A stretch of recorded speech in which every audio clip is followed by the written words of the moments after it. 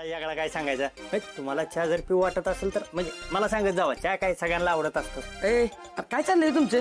हा आपल्या देव माणसाबद्दल बोला की तुमच्या अगरबत्त्यामध्येच कोणतं पेटावताय? अरे आपल्या देव माणसाबद्दलच बोलत होतो मी. हे लक्की बघ ना, त्याची घंटी मध्येच वाजवतोय.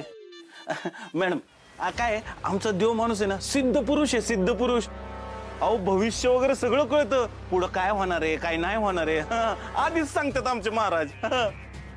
अहो मॅडम एवढंच नाही, आमचे बाबा आधी बारक्या बारक्या पोरांना आगीतून वाचवत होते फक्त, पण आता तर मरणाच्या दारातूनच लोकांना परत आणतात.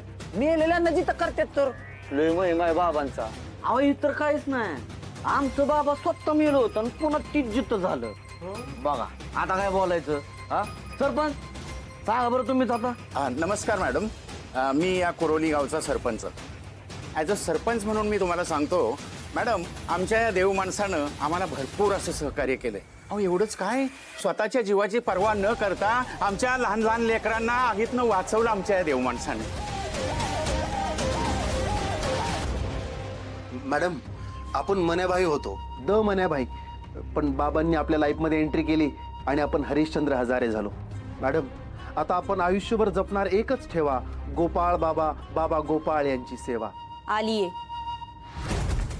तुमच्या बाबाची कीर्ती माझ्या कानावर आली, पण ती कितपत खरी आहे हे बघण्यासाठीच मी इथवर आले.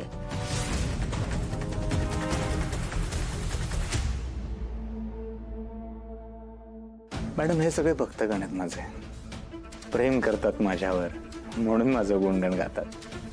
त्यांना प्रचिती आली आहे, अनुभूती आली आहे, म्हणून त्यांना काय वाटतं हे जे सगळे चमत्कार करतो ते मी करतो, पण मी नाही करत. खरं तर ईश्वर माझ्याकडून ते सगळं करून घेत असतो.